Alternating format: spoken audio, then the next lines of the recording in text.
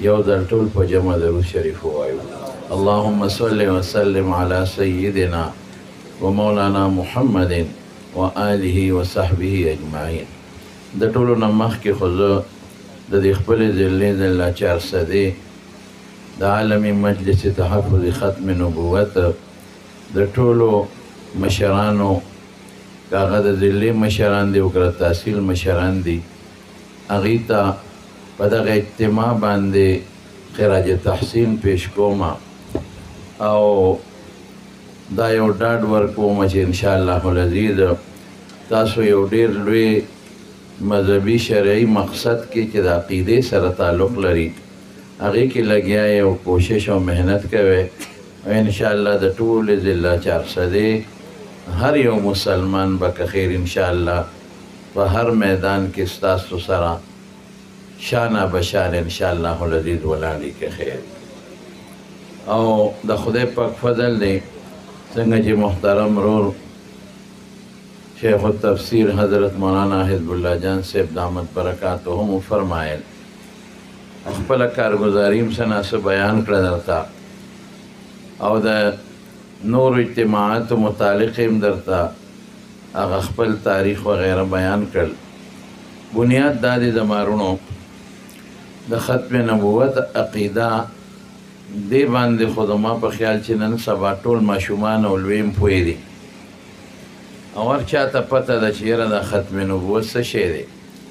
د دې څه تعلق دی او د دې څه مقصد دی. خو دې دور کې اغیار ډېر لوی زور لګوي، یهودیان او عیسایان په ډېر لوی زور کې روان دي او په مختلفو طریقو سره د رسول الله صلی الله علیه وسلم د دغه وصف چې د هغې تعلق زموږ د بنیادي عقیدې سره دی د مسلمانانو د زړونو نه لرکول غواړي او هغې هغوی لګیا دي په وکلو تنظیمونو کې، په ډاکټرانو کې د میډیا په ذریعه د هغې ډېر لوی کوشش ورولي. داسې معمولي دا خبره مه ګڼئ، د میډیا په ذریعه د هغې د ډېر لوی کوشش شروع دی. دا خو د خدای پاک فضل دی چې زمونږ د مشرانو یو نظر دی او د الله فضل دی چې زمونږ د مشرانو د دې دپاره د مخکې نه یو منظم تحریک شروع کړی دی، نو دغه قوتونه مخامخ میدان ته نشي راتلی. دغه قوتونه دلته کې په یو ظاهري شکل کې تاسو نه خو دومره سخت ما پسې یو ځل څه وکیلان رالل او ما ته ویره مونږه په پېښور کې یو اجتماع کول غواړو چې ته راسره لاړ شې. ما ورته ویل ډېره ښه ده خو پته نشته چې بیا څه وشو. نو ما ته ډېر مقتدر او اهم شخصیات وښول چې قاضیانان شوي دي او دې دپاره اوس پکار دی چې تاسو مونږ سره لاړ شئ. غالبا بیا هغه اجتماع وی کړی خو پته نشته چې ما سره رابطه ونه شوه خو هغه اجتماع به هغې بیا کړې وه. نو ډېر لوی منظم سازش نن سوشل میډیا د هغوی د پیلو غټه ذریعه ده. خو د خدای پاک فضل دی د مسلمان په زړه کې که دی د هرې پارټۍ سره تعلق لري د هغې په زړه کې د رسول الله مبارک وینه الحمدلله په رګونو کې د وینې په یو بوند کې او په یو څاڅکي کې څنګه چې دا ډاکټران ریډ سیلز او وایټ سیلز وایي چې دا په دې رګونو وینه کې پراته دي، ما په خیال د دغه ریډ سیلز او وایټ سیل چې لا تعداد یې د هغې نه زیات د رسول الله مبارک محبت په دې وینې ذراتو کې شامل دی. دا د خدای فضل دی. او زما وروڼو بنیادي طور باندې دې باندې خو د قرآن شریف هم ډېر نصوص دی او په احادیثو مبارکو کې هم شته. صرف زه تاسو ته د حضرت وحشي ابن حرب رضی الله عنه یو ټکی ویم، یو واقعه مشهوره ده خو یو ټکی تاسو ته یو نکته به ښکاره کړم چې ده کله حضرت حمزه رضی الله عنه شهید کړ او بیا د هغې شهادت په نتیجه کې حضرت حمزه رضی الله عنه سره انتهایی ظلم وشو، ځکه د رسول الله مبارک تره و، د هغه نه پوزه پرې شوه، د هغه نه غوږونه پرې شو، د هغه نه شونډې پرې شوې، د هغه سینه وشلولې شوه او زړه ترې راووته او اینه ترې راووته او هنده چې هغه وخت کې لا مسلمانه نه وه هغې هغه زړه او اینه په غاښونو هغه چکونه پې ولګول او تیرولی چې دا زه خورمه لیکن الټه یې کړه تیره نه شوه او هغه غوږونه او پوزه او شونډې هغې نه امیل جوړ کړه او په غاړه کې واچول او ګډېده به په میدان کې او په هغې فخر کو چې د رسول الله مبارک تر حضرت حمزه سره موږ دا چلو ځکه د دې حضرت حمزه رضی الله عنه په لاس د دې هندې پلار عتبه په لومبي غزار په بدر کې مردار شوی نو کله چې رسول الله صلی الله علیه وسلم متعلق رب العالمین کم اعلان کړو چې هو الذي ارسل رسوله بالهدى ودين الحق ليظهره على الدين كله وكفى بالله شهيدا او الله اسلام غالب کو او بیا ډلې ډلې خلق راتل مسلمانېدل اذا جاء نصر الله والفتح ورأيت الناس يدخلون في دين الله افواجا نو مکه فتح شوه نو دا وحشي دی وتښتېد طایف ته چې وتښتېده نو هلته د په زړه کې رب العالمین د اسلام محبت او مینه واچوله او دی یریده لکه څنګه چې هنده یریدله هندیم چې کله اسلام راوړه نو په ډېره یره هغې ګورې اسلام راوړی دی مکه چې فتح شوه نو ښځې راجمع شوې او زنانو رسول الله صلی الله علیه وسلم ته درخواست وکړه چې موږ ایمان راوړو موږ سره بیعت د سره کوو نو حضور پاک وفرمایل یو ځای جمع شئ یوه مشره کې هغې سره بیعت زما ټولو سره بیعت دی د لاس بیعت حضور پاک بیا ښځو سره نه دی کړی عایشه بیبي فرمایي نو چې جمع شو نو د هندۍ مشره کړه مشره م ونه د هغې د سردار حضرت ابو سفیان رضی الله عنه هغه وخت کافر و د هغه بیبي او د عتبه لور وه خانداني ښځه وه خو حضور پاک خو پېژنده د یو کلي علاقې محلې ښځه وه نو ځان یې پټ کړی و په څادر کې نو نبي علیه السلام مبارک ونه پېژنده نو تپوسونه شروع شو یې شرک به نه کوئ ما سره یو څو خبرې ومنئ نو وایي لومبۍ خبره چې شرک به نه کوئ د هندي خو ځان پټ کړی دی وایي دا خبره دی ټیک ته موږ ډېر د دې خدایانو عبادتونه وکړل موږ له یې څه راکړل چې لا بیا به عبادت کوو دا منظور دی راشد وایي بچي به نه وژنې نو دا خو د یو بادر سړي لور وه نو وایي چې موږ بچي نه وژنو موږ ماشومان لوی کړل تا راله په جنګونو کې مړه کړل رسول الله مبارک حیران دی چې خدایه هم بیعت کوي ایمان دروړي هم رټ جواب هم راکوي وایي زنا به هم نه کوئ وی دا شرطونه مه لګوه یاره وایي د شریف قوم لوڼه خویندې زناکارۍ نه کوي وایي دا ټول شرفا نه د هغوی خویندې لوڼه ناستې دي بیا رسول الله مبارک حیران و چې ښځه هم بیعت کوي هم هرې خبرې کې جواب راکوي وایي ښه غلا به هم نه کوي دا ښځې کور کې څه چرګ چرګوړي دې زمانه کې هغه زمانه کې څه غلا ملا به کوله نو د دې خو ځان پټ کړی دی خو خولې نه یې خبره ووته وایي د الله رسوله زما خاوند دی ابو سفیان لږ بخیل دی نو که زه د هغه د مال نه څه پټوم او د هغه په بچو یې لګوم دا به مغلی بس حضور پاک پوه شو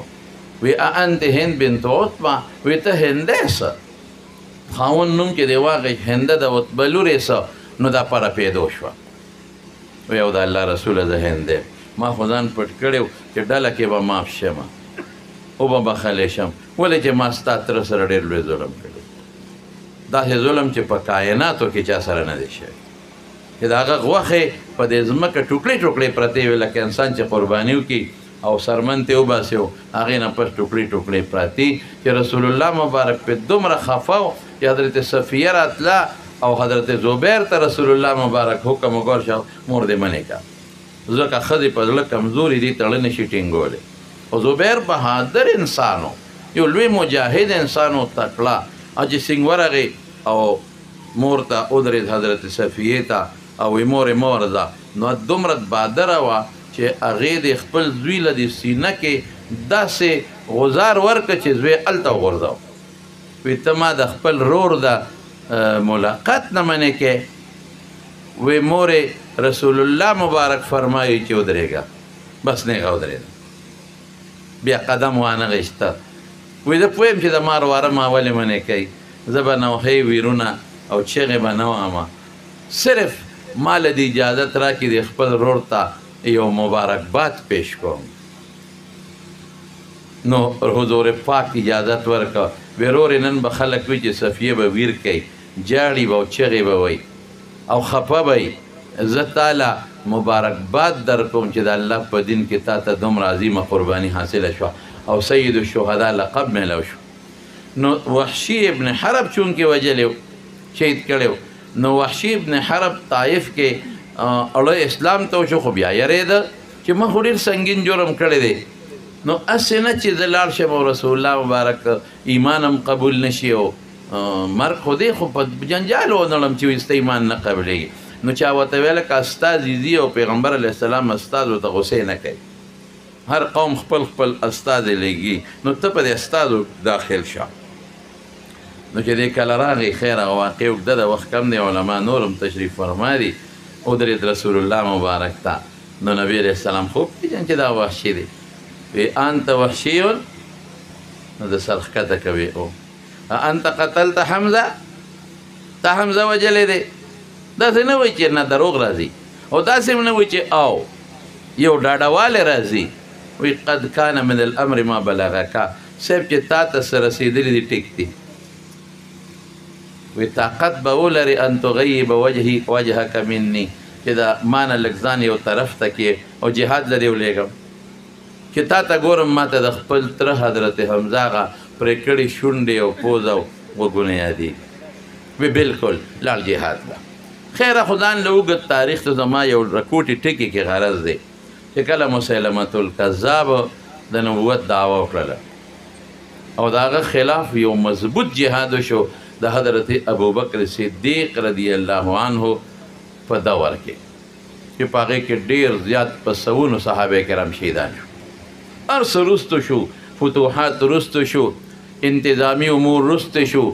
د سلطنت چې نور کم کارونو ټول رسته شو دا مقصد مخکې دی چې د رسول الله مبارک په جامه د سپېره کم داغ لګولی دی نو چې د دې داغ د ختمولو مونږ کوشش وکړو او دا سړی ختم کړو نو دقه وحشي ابن حرب څه وایي بخاري شریف کې حدیث دی وی کېناستمه او ما وی چې دا مسلمة الکذاب به په هغه نیزه ولم چې په کومه نیزه مې حضرت حمزه ویشتی دی ولې هغه زما غرض زما رونو دې ټکې کې دی جرم څونه جرم دی چې مخامخ کېدی نشي رسول الله مبارک ته صحابه خو د ډېرو کافرانو د لاسه شهیدان شوي دي او ایمان یې راوړی دی چاته رسول الله مبارک دا نه دی ویلی چې جهاد له زه مدینه کې بس مه اوسېږم ډېر صحابه مسلمانان شوي دي چا هم پړه کې دا جج کړو چې زما ایمان به قبول نشي خالد ابن ولید د لاسه څومره مسلمانان شهیدان اکرمه ابن ابي جهل د لاسه څومره مسلمانان شهیدان دي د دنیا کافرانو غټ غټ هغه رال الله پاک مسلمانان کړل اسم نه خیر و خلاص لیکن د هغه ظاهري چې څه کړي دي د خپل هم محسوسوي او رسول الله مبارک هم محسوس کړه او کومې ښځې چې لمسولې و هنده هغې به هم محسوسوله جرم ډېر خطرناک و ډېر عظیم الشان جرم و نو دې د هغه جرم بدل څه وایي دا یو ټکی دی د هغې جرم بدل څه کوي رسول الله مبارک ته هم دا سفارش نه کوي چې ما له د بخښنې سوال وکړه بس ایمان یې راوړه زما ګناه به الله معاف کړي ټیک ته معاف به کړي هغې بدل دا وایي وی په دغه نیزګۍ به دا مسلمة الکذاب علمه وی د پیغمبر ډېر محبوب مې پې ویشتی دی نو د پیغمبر لوی دشمن پې علم چې د حمزه د هغې قتل بدل خلاص کړ زمانو د حضرت حمزه غوندې انسان د وجلو ټوکړو کولو بدل په څه باندې خلاص شو په دې چې الله پاک د هغه د لاس نه مسلمة الکذاب آخرت او دوزخ ته او جهنم ته ورسوي دا څومره بهترین یعنی بنیادي خبره دا ده زمانو چې دا د ختم نبوت عقیده دا خو زمانو زه څو یم تاسو ته په عقایدو کې د رسول الله مبارک باندې ایمان راوړل د ډېرو نه لومبۍ خبره دقه ده او د پیغمبر لوی شان وإذ أخذ الله ميثاق النبيين لما آتيتكم من كتاب وحكمة ثم جاءكم رسول مصدق لما معكم لتؤمنن به ولتنصرنه هر پیغمبر نه الله په خپل وخت کې دا وعده غشته ده نو د مارونو ډېر مقاصد دي د انګریزانو په دې کې په قادیانیت کې او هغوی ځان ته مسلمانان وي انګریز ته مسلمان څه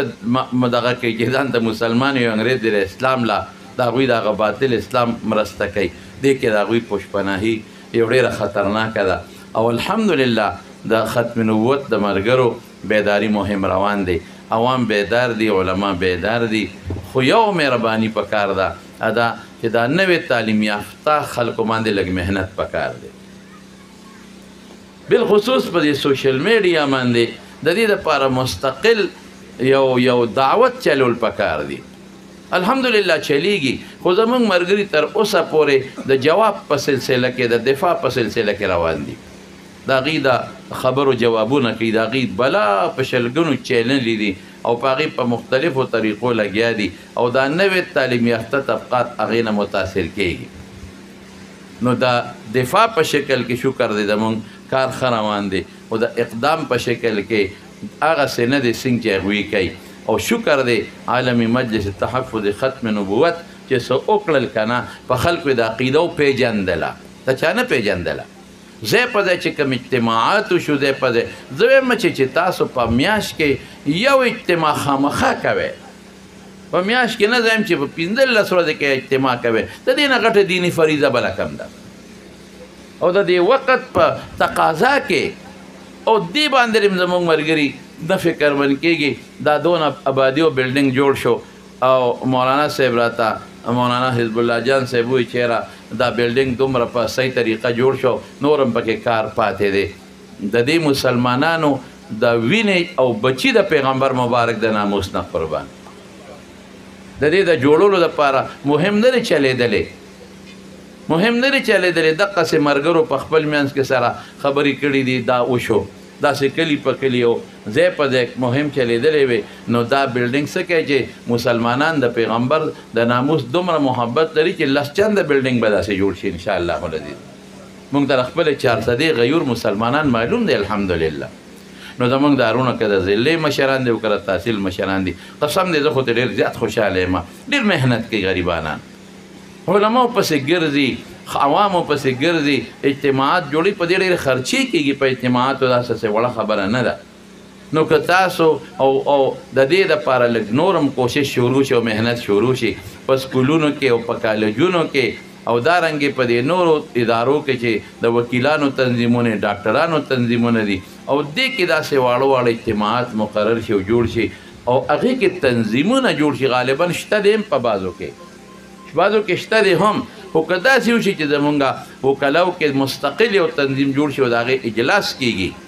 او دغه رنګې ډاکټرانو کې تنظیم جوړ شي او دغه رنګې نور چې کم دا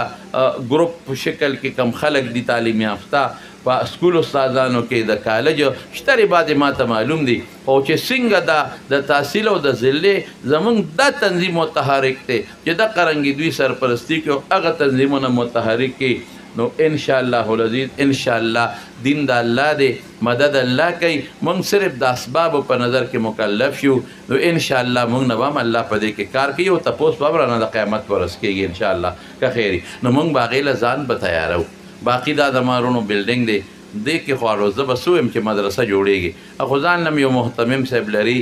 او د هغه یو خپل دا خو یو داسې شی دی چې نن یو امیر دی سبا بل ورځ هر یو کس لګیا دی او نه د چا څه خاص جاګیر دی او نه د چا څه خاص دې سره څه دغه شته چې ګنې زه به ترې فایده اخلم د رسول الله مبارک په ناموس د هغې د حفاظت لپاره نو څومره مسلمانان چې دي